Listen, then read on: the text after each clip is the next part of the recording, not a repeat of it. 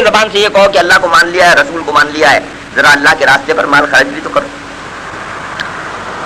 اور یہاں پھر ایک بات اور دیکھیے، یہ خرچ دوسروں کے ہاں بھی ہوتا ہے، جیسے کہ ابھی وہ ہندوؤں کی ایک میں نے مثال آپ کو دی تھی، لیکن ایک فرق ہے اسلام کے خرچ کرنے میں اور دوسرے مذاہب کے خرچ کرانے میں۔ آپ کی تربیت اس بارے میں بھی بالکل جدا گانا ہے۔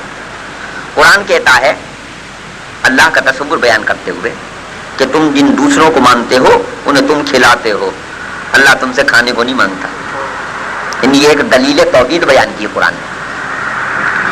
اور اسی کو ذرا پھیلا کے آپ دیکھیے، جتنے مذہبی نظام ہیں انسانوں کے بنائے ہوئے یا انسانوں کے تحریف کیے ہوئے، تو ان میں آپ دیکھیں گے کہ مالیات کے سارے منبع مذہبی پیشوا کے گھر کی طرف جاتے ہیں۔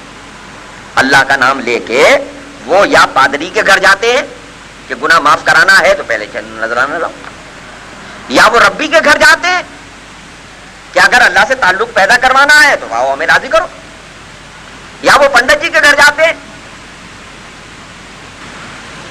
لیکن یہاں صورتحال کیا ہے کہ یہاں کا کوئی مال کا ایک حبہ بھی کسی خاص طبقے یا مذہبی پیشوا کے گھر نہیں جاتا، بلکہ قوم کے امراء کی جیب سے نکلتا ہے، قوم کے غربا کو جاتا ہے، جو ضرورت مند ہو اسے جاتا ہے۔ اور اس ضرورت مند کے سلسلے میں آپ دیکھیں کہ کتنا اخلاص ہے یہاں، کہ نبی صلی اللہ علیہ وسلم جو اس نظام کو لانے والے ہیں، سب کے لیے زکوٰۃ اور صدقات حلال، جو ضرورت مند ہو لے لے، لیکن نبی کے لیے حرام، نبی کے گھر والوں کے لیے حرام۔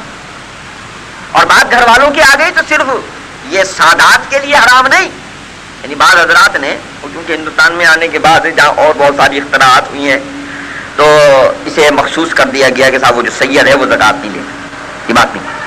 وہ سارے سلسلے جو نبی صلی اللہ علیہ وسلم سے منسلک ہوتے ہیں نسلاً، یعنی بنو عباس پر بھی حرام، بنو عقیل پر بھی حرام، بنو طالب پر بھی حرام، ان سارے قریشیوں پر جو آ کے رسول اللہ صلی اللہ علیہ وسلم کے ساتھ نسلاً منسلک ہو جاتے ہیں۔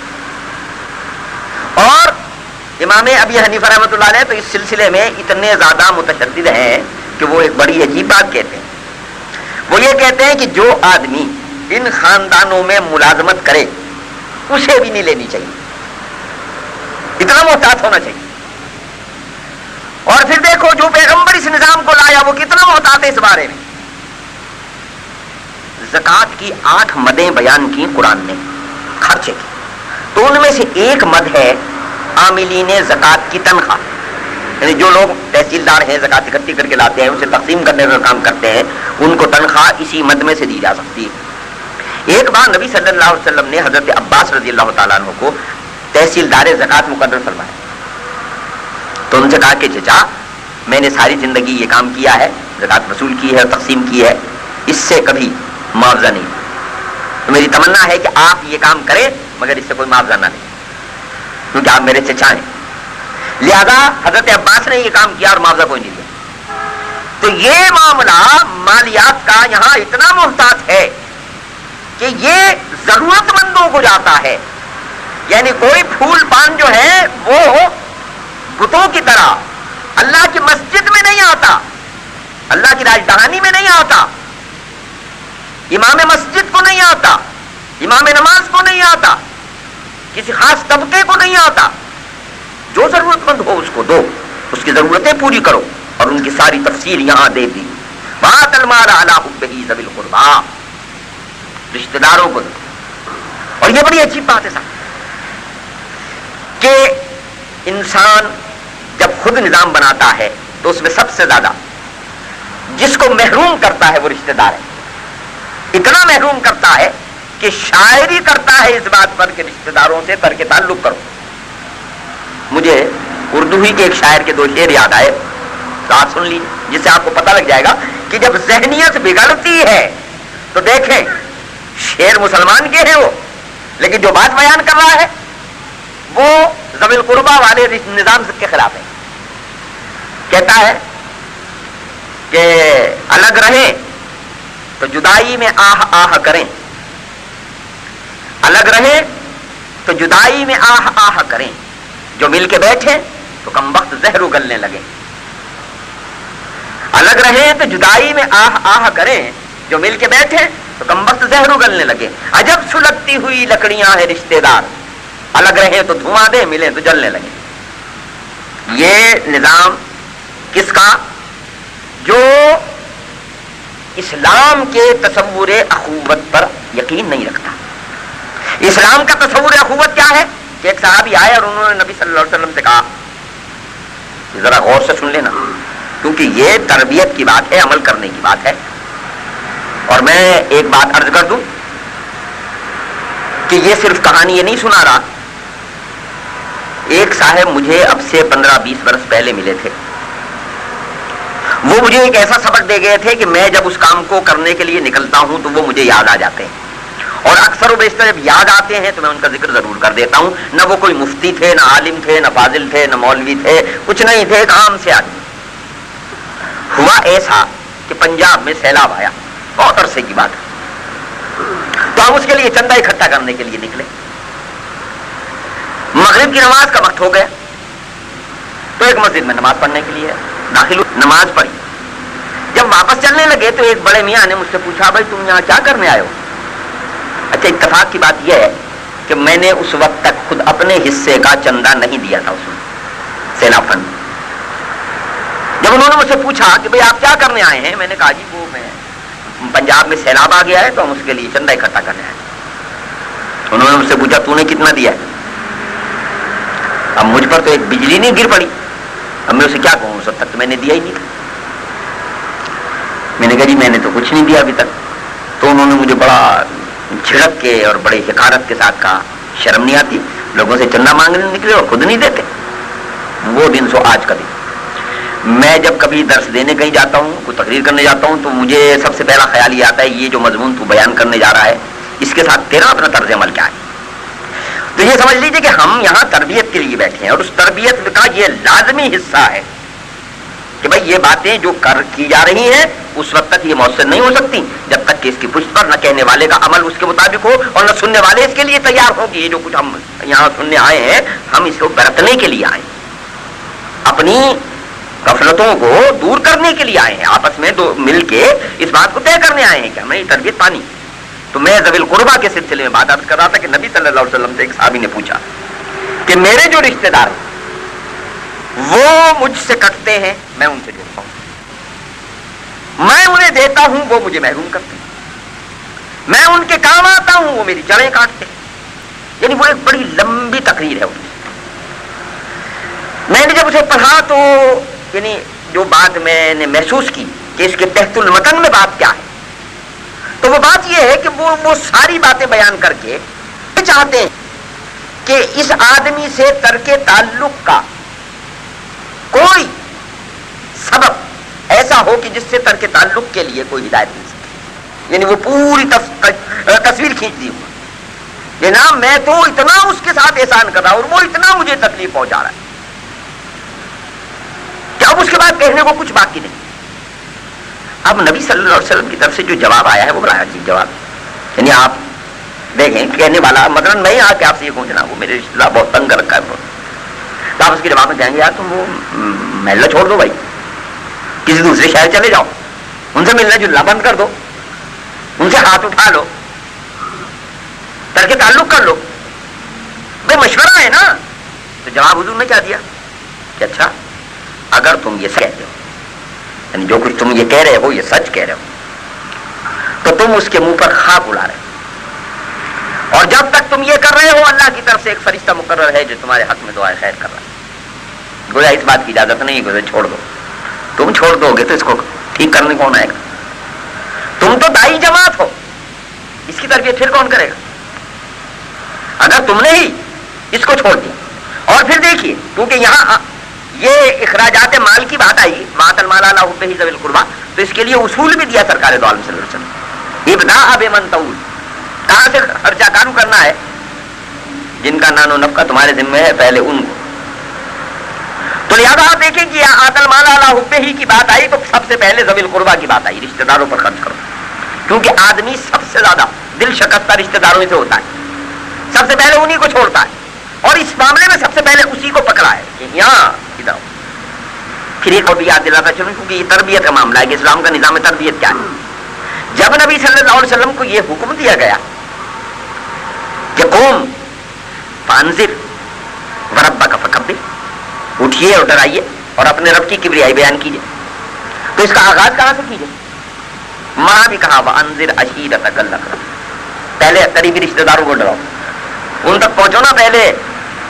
اور ہوتا کیا ہے آپ دیکھیں، یہ بات میں اصولاً کہہ رہا ہوں، یعنی میری مراد کسی خاص طبقے کو متون کرنا نہیں، کہ جب کوئی آدمی نیکی کا پیغام لے کے اٹھتا ہے تو یہ اپنے گھر کو کیوں بھول جاتا ہے، یہ اپنے محلے کو کیوں چھوڑ دیتا ہے؟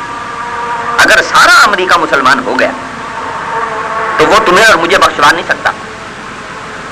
اگر تمہارے محلے میں اسلام نہیں آئے اور اگر محلے کے سارے لڑکے اچھے ہو گئے تو تمہارے عاقبت میں کام نہیں آ سکتا، اگر تمہارا بیٹا ٹھیک نہیں۔ یہ سلسلہ تربیت کا تو اسی طرح سے ہے، کلکم رائی کل مسئول عن رعیتہ، تم سب کے سب نگہبان ہو، تمہاری زیر نگہبانی جو ہے ان کے بارے میں تم سے سوال ہوگا، آپ سے سوال آپ کے گھر والوں کے بارے میں پہلے ہوگا۔ یہ بات تربیت کی آئی تو یہ بھی سنی، نبی صلی اللہ علیہ وسلم نے فرمایا سب سے پہلا پیسہ جو قیامت میں تمہارے کام آئے گا وہ پیسہ ہے جو تمہارا اپنے گھر والوں پر خرچ ہوا۔ تمہارے میزان عمل میں سب سے پہلے وہ پیسہ رکھا جائے گا جو تم نے اپنے گھر والوں پر خرچ کیا، اور اسی طرح سب سے پہلے تم سے جھگڑنے میدان حشر میں تمہارے گھر والے آئیں گے، اور یہ گھر والے کہیں گے یہ اللہ اسے دونا عذاب دے، اس نے ہمیں بتائے بغیر حرام کھلایا ہے۔ یعنی انہیں بچوں کے لیے ہم کہتے ہیں جی کیا کریں جی، بچوں سے مجبور ہیں جی، گزارا ہی نہیں ہوتا، اگر یہ حرام نہ لیں تو آخر بچوں کی تربیت اور پرورش کیسے کریں؟ تو سمجھ لیجئے کہ دونوں باتیں سامنے رکھ دی گئی۔ حلال کا وہ پیسہ جو تم نے اپنے بچوں پر کیا سب سے مبارک پیسہ ہے کہ عاقبت میں سب سے پہلے تمہارے کام وہی آئے گا، اور حرام کا پیسہ وہ ایسا بدبودار مکروہ اور ایسا ہلاکت خیز پیسہ ہے کہ وہی سب سے پہلے جس نے کھایا ہے لڑنے آئے گا تم سے کہ ہمیں تو پتہ نہیں تھا، اس ظالم نے تو ہمیں مروا دیا، یہ حرام کا مال کھلا کے ہم نے تھوڑی کہا پیسے۔ تو لہٰذا مال کے خرچ کے سلسلے میں کہا پہلے رشتہ داروں، والیتاما، پھر یتیموں۔ اب یہ یتیموں کی بات آگئی، مجھ سے ایک دفعہ ایک صاحب نے سوال کیا جناب اس کی کوئی لمٹ بھی ہے؟ کیونکہ بعض لوگ تو شاید یتیمی سے باہر ہی نہیں نکلتے، 60 اور 70 برس کی عمر میں بھی وہ اپنے یتیم ہونے کے جو افزانہ ہے وہ وصول کرنے کے لیے تیار رہتے ہیں۔ تو بھائی بات سمجھ لیجیے کہ جب یبلغ اشدہ، حد بلوغت کو کوئی پہنچ گیا تو وہ یتیمی سے باہر آ گیا۔ یعنی اسلام میں یتیمی کا مفہوم یہ نہیں ہے کہ صاحب ایک پیشہ ور قسم کا طبقہ پیدا کر دیا جائے جو مانگتا پھرے، نہیں، اس کا مدعا سمجھیے کہ اسلام میں نہ یتیم خانے کا کوئی تصور ہے اور نہ یتیم بھکاریوں کا کوئی تصور۔ یہاں تصور تو یہ ہے کہ حضور فرماتے ہیں سب سے پاک گھرانہ اللہ کی نگاہ میں سب سے بہتر کون سا ہے؟ کہا وہ گھر ہے جس میں کوئی یتیم ہے اور اس کے ساتھ محبت کا برتاؤ ہوتا ہے۔ کہا سب سے برا گھر؟ کہا وہ گھر سب سے بدترین گھر ہے جہاں کوئی یتیم ہے اس کے ساتھ برا سلوک ہوتا ہے۔ اس اعتبار سے امت مسلمہ کا کیریکٹر یہ ہے کہ یہ یتیم خانے اور محتاج خانے نہیں کھولتی، بلکہ محتاجوں اور یتیموں کو اس طرح سمیٹ لیتی ہے کہ وہ اس کے دست و بازو بن جاتے ہیں، یہ اسے اپنے کلیجے کا ٹکڑا کر کے رکھتی ہے، یہ یتیم خانے کھول کے انہیں داخل نہیں کرتے۔ یہ بات بھی میں عرض کرتا چلوں، یہ یتیم خانے بھی 50 برس سے زائد ان کی عمر نہیں ہے اسلام میں۔ آپ ساری اسلامی تاریخ کو میں آپ کو چیلنج کرتا ہوں، پوری تاریخ پر نظر ڈال دی، ہسپتال ملیں گے، سرائے ملیں گی، کتب خانے ملیں گے، مساجد ملیں گی، یہ سب کچھ ملے گا آپ کو۔ اگر کہیں سے کوئی یتیم خانہ مل جائے تو مجھے بھی بتا دیں۔ سارے عہد اسلامی میں نبی صلی اللہ علیہ وسلم کے عہد سے لے کے مغلوں کے عہد تک آپ کو اگر کہیں کوئی یتیم خانہ مل جائے، یتیم خانہ تو وہ قوم میں ملتی ہے جو سیکنڈ درجے کے شہری پیدا کرتی ہوں، یہاں یتیم خانے کا وہ تصور نہیں ہے۔ یہاں تو یتیم جو ہے وہ تو قوم کی آنکھوں کا تارا ہے۔ جیسے کہا صاحب دل کی بیماری کا علاج، کسی نے پوچھا کہ دل سخت ہو گیا کیا علاج کیا جائے؟ کہا کہا یتیم کے سر پر ہاتھ پھیرو اور موت کو یاد کرو. آج دل کی بیماریوں کا علاج آپ اور ہم ڈھونڈتے پھرتے ہیں، کہے میں، خواب آور گولیوں میں، نشے کی کیپسولز میں، ان ٹینکولائزر میں کہ جو اعصاب کو بالکل ہی پجمردہ کر دیتے ہیں. جس چاہے آپ ماہر امراض قلب کے پاس جائیں، اتنا لمبا نسخہ لکھے گا. ان ساری دواؤں کے متعلق ذرا کسی کیمسٹ سے جا کے یہ پوچھ لینا کہ یہ ان کے افعال کیا ہیں، تو اس کا ایک ہی فعل ہے کہ وہ اسے سلا دیں، اس کے حواس کو ختم کریں. وہ دل کی تکلیف کا علاج بتاتے ہیں. موت کو یاد کرو، دل قوی ہو جائے گا، اس کی کمزوری دور ہو جائے گی. دل کی کمزوری اس کی سختی ہے، دل کی کمزوری اخلاق کی کمزوری ہے. موت کو یاد کرو گے تو دور ہو جائے. یتیم کے سر پر ہاتھ پھیرو گے دور ہو جائے. تو لہذا دل کی سختیوں کا علاج بھی کراتے جاؤ تو اس میں یتیم سب سے اول لگتا ہے. پھر اس کے بعد کہا بل مساکین، جو اپنی ضرورت بھر گزارے سے محروم ہے. یہاں بھی پھر ایک بات دیکھ لیجیے کہ اسلام جو ہے وہ مالیات کی عبادت کو اس طرح نہیں کرتا کہ ایک اول درجے کا شہری اور ایک ادنا درجے کا شہری.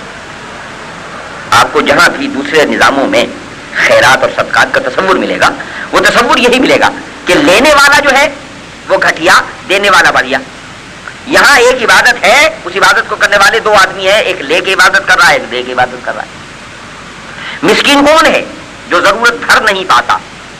اور اللہ کہتا ہے ان مسکینوں کا حق ہم نے تمہارے مال میں رکھ دیا ہے، جنہیں ان کی ضرورتوں سے زائد مال دے دیا ہے. ضرورت سے زائد مال دینے والوں تم ہمارے بینک ہو، اور مسکین جو ہے وہ ہمارا چیک ہولڈر ہے. جب وہ ہمارا چیک لے کے آئے تو اسے ڈس آنر نہ کرنا، ورنہ قیامت کے دن پھر ہم تمہارے سے بات نہیں کریں گے. مال ہم نے دیا ہے، اس کو اسی لیے دیا ہے کہ پہلے اس سے خوب فائدہ اٹھاؤ. ہم نے اس لیے نہیں دیا کہ تم فائدہ نہ اٹھاؤ، نہیں، خوب فائدہ اٹھاؤ، اور پھر جو تمہاری ضرورتوں سے بچ جائے تو خذ العفو، اسے لوگوں کے لیے خرچ کر دو. لہذا مساکین وہ ہیں جو اب محنت کرتے ہیں، مزدوری کرتے ہیں، لیکن ضرورت بھر انہیں نہیں ملتا. ان کی ضرورتیں پوری کرو. اور اب اس کے بعد فرمایا گیا وابن السبیل، مسافر. اس کے بعد والسائلین، جو اپنی ضرورتوں میں سوال کرنے والے ہیں. سوال کے سلسلے میں بھی دو باتیں سن. توازن، جو مانگنے والا ہے اسے بتا دیا اگر بلا ضرورت سوال کرو گے تو قیامت کے دن اس حال میں لائے جاؤ گے کہ تمہارے چہرے پر گوشت نہیں ہوگا. ایسی مکروہ صورت میں ہم تمہیں اٹھائیں گے. اور دینے والوں کو بتا دیا اب مسائل فلا تنہر، مانگنے والوں کے ساتھ بے عزتی کا برتاؤ نہ کرو، انہیں جھڑکو نہیں. اگر کچھ دے نہیں سکتے تو محبت اور اخلاق سے انہیں سمجھا دو. تو یہ وہ تربیت ہے مالیات کے سلسلے. پھر فرمایا وفر رقاب، غلامی سے گردنیں آزاد کرانے کے لیے. اب آتا ہے، آپ دیکھیے مالیات کی ساری بات کرنے کے بعد اب کہا کہ اقام الصلاۃ، نماز قائم کرو. پہلے نہیں کہا، اس کی خاص وجہ جو میرے ذہن میں آتی ہے وہ عرض کی دیتا.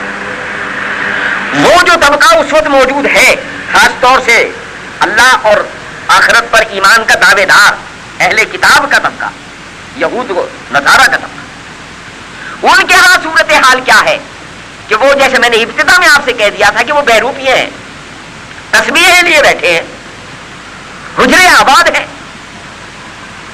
داڑیاں بڑی لمبی چوڑی ہیں، نیکیوں کا پرچار ہو رہا ہے. مال جو ہے وہ مٹھیے بند کر کر کے رکھا ہوا ہے، پیسہ نہیں نکلنے دیتے. لہذا کہا پہلے مال خرچ کرو، اس کے بعد اب آؤ اپنے نماز کا نظام قائم کرو. حکیم کا نسخہ مریض کی بیماری کے مطابق ہوتا ہے. وہ مال کی بیماری میں مبتلا ہے، لہذا پہلے مال خرچ کرنے کا ذکر ہے. پھر کہا اب آؤ نماز کے نظام کے قیام کے لیے، اور پھر اس مال کے اخراجات پر کہ جو ہم نے ضروری قرار دے دیا ہے. بات زکات، یہ پہلے جس مال کا ذکر ہو رہا تھا یہ وہ ہے جو زکات نہیں ہے، یہ وہ ہے جو تم اپنی محبت سے دو. وہ تو ہم زبردستی لیں گے، ہمارا نظم حکومت جب آئے گا اگر تم نہیں دو گے تو پھر تمہارے خلاف ہم باقاعدہ ہتھیار اٹھائیں گے، جیسا کہ سیدنا ابوبکر صدیق رضی اللہ تعالیٰ عنہ نے کیا مانعین زکات کے خلاف. تو پھر فرمایا گیا کہ والموفون بعہدہم اذا عاہدوا، اور عہد کو پورا کرنے والے جب وہ عہد کریں. اب بات کو سمیٹ لیتے ہیں، وقت زیادہ ہو گیا ہے، لیکن بہرحال تربیت کا مسئلہ تھا. تو ابھی تو ہم نے اس آیت کے حصار سے ہم باہر ہی نہیں نکلے. یہ عہد کی بات تو پہلا عہد اللہ سے کہ جناب آپ ہمارے معبود، دوسرا عہد ہمارا رسول اللہ سے صلی اللہ علیہ وسلم آپ ہمارے رہنما، تیسرا عہد ہمارا کتاب سے کہ راضی ہو گئے ہم اس بات پر کہ یہی ہماری کتاب ہدایت ہے، چوتھا عہد ہمارا اس دین سے کہ ہم راضی ہیں اس بات پر کہ تسلیم اور اللہ کا راستہ اختیار کریں گے. پھر وہ ساری معاشرتی زندگی محض عہد ہی پر تو تعمیر ہے نا. اگر آپ غور کریں تو ساری معاشرت ایک لفظ پر اور ایک فکرے پر تعمیر ہو. آپ کی اور میری ماں نے کہا کہ میں تمہاری ماں ہوں اور یہ تمہارا باپ. یہ زبان سے نکلا ہوا ایک جملہ اگر آپ تسلیم کر لیتے ہیں تو پورا خاندان وجود میں آ جاتا ہے، اور اگر آپ مسترد کر دیں تو ساری معاشرت بہ جاتی ہے، کچھ باقی نہیں ہے. ماں کی زبان سے نکلے ہوئے اس ایک جملے پر پورا خاندان بن جاتا ہے. ابا، دادا، تایا، چچا، ماموں، پھپھا، یہ سارے رشتے آگے موجود ہو جاتے ہیں کہ آپ نے اعتبار کر لیا اس ماں کے جملے اور آپ نے اس سے عہد کیا کہ تو میری ماں ہے. اور جب آپ نے اس سے عہد کیا کہ تو میری ماں ہے تو یہ باپ پر عائد ہو گئی کہ آپ اس کی خدمت بھی کریں گے، اس کا احترام بھی کریں گے. باپ مان لیا تو آپ نے باقاعدہ معاہدہ کر لیا آپ ہمارے ابا ہیں، ہم آپ کی خدمت بھی کریں گے، آپ کا احترام بھی کریں گے. پھر معاہدہ جہاں جہاں بھی ہو اسے دین کی شرط قرار دیا. کہا لا دینا لمن لا عہد له، اس کا کوئی دین ہی نہیں ہے جو عہد کی پابندی جس میں نہیں ہے. تو وہ لوگ جو اصل میں نیکی کرنے والے ہیں جنہیں کہا گیا ولکن البر، آؤ ہم بتائیں تمہیں نیکی کیا ہے، تو یہ ہے کہ والموفون بعہدہم اذا عاہدوا، وہ عہد پورا کرتے ہیں جب عہد کر لیتے ہیں. والصابرین، اور وہ صبر کرنے والے ہیں فی الباساء والضراء، تنگی میں بھی اور سختی میں، ہر حال میں، حق و باطل کی جنگ میں، ہر مصیبت میں وہ صبر کرنے والے ہیں. وحین الباس، جنگ وہ صبر کرنے والے ہیں. اولئک الذین صدقوا، یہ سچے لوگ، اولئک هم المتقون، اور یہ متقی. متقی اور صادق کسی لباس کا نام نہیں، کسی قد بدن کا نام نہیں ہے، کسی انداز رفتار و گفتار کا نام نہیں ہے. یہ تو نفس کی اس کیفیت کا نام ہے کہ جو اللہ پر ایمان لے آیا اور اپنی خلوت و جلوت میں اس سے ڈرنے والا بن گئے، اس کے بھیجے ہوئے نظام کے مطابق اپنے آپ کو تیار کرنے والا بن گئے، اس کے حلال و حرام کا قائم کرنے والا بن گیا. پھر وہ کیسا ہے کہ صبر کرتا ہے، فرمانبرداری کرتا ہے. ایک اور مقام پر اسی تربیت کی پروگرام کو بیان کرتے ہوئے قرآن نے کہا کہ الصابرین، صبر کرنے والے، القانتین، پردار، المنفقین، اللہ کے راستے میں خرچ کرنے والے، اور سارا کچھ کرنے کے بعد اکڑتے نہیں ہیں بلکہ والمستغفرین بالاسحار، راتوں کو اٹھ کے اللہ سے استغفار کرتے ہیں. اتنا کچھ کرنے کے بعد اکڑتے نہیں ہیں بلکہ خدا سے معافی مانگتے ہیں. تو یہ وہ لوگ ہیں کہ جو خدا کو محبوب ہیں، اور یہ وہ لوگ ہیں جنہیں خدا تیار کر کے ان کے ہاتھ میں امامت نسل انسانی کا جھنڈا دینا چاہتا ہے. جو آدمی زمین پر اسلام کے نظام کو برپا کرنے کے لیے اٹھا ہے اسے سب سے پہلے یہ بات جان لینی چاہیے کہ وہ اس زمین پر اللہ کا نمائندہ ہے، اللہ کی خاص مخلوق ہے. میں نے ابتدا میں اس کی خاصی وضاحت کر دی تھی، اس آخری جملے میں پھر آپ سے عرض کر دوں کہ ہماری ایک حیثیت ہے کہ ہم مخلوق ہیں، اور ایک حیثیت یہ ہے کہ اس زمین پر ہم اللہ کے نظام کو برپا کرنے والے اس کے نائب ہیں. ایک حیثیت ہماری یہ ہے کہ وہ کہتا ہے ہم نے تمہیں اپنی بندگی کے لیے پیدا کیا، اور دوسری حیثیت ہماری یہ ہے کہ وہ یہ کہتا ہے کہ انی جاعل فی الارض خلیفہ، زمین پر تمہیں نائب بنایا ہے. اور نائب وہ ہوتا ہے جسے کچھ اختیار دیا جاتا ہے، اس نے آپ کو اختیار دیا ہے. نائب وہ ہوتا ہے جسے ہدایت نامہ دیا جاتا ہے، قرآن کی صورت میں ہدایت نامہ دیا ہے. نائب وہ ہوتا ہے جسے تربیتی کیمپ میں باقاعدہ تربیت دی جاتی ہے اور ایک نمونے کی چیز دکھائی جاتی ہے. تو محمد رسول اللہ صلی اللہ علیہ وسلم کی صورت میں وہ نمونے کی چیز بھی دکھا دی ہے. اور پھر جس دن اس سارے کاروبار کو سمیٹا جائے گا اور اس دن انعامات بھی دیے جائیں گے اور سزا بھی دی جائے گی. وہ والیوم الآخر ہے. اسی کی تیاری کے لیے اس سارے نظام کو اپنانا ہے اور اسی دن کی تیاری کے لیے اور اسی دن کی تیاری کا تصور کرتے ہوئے اس سارے اہتمام کو قائم رکھنا ہے.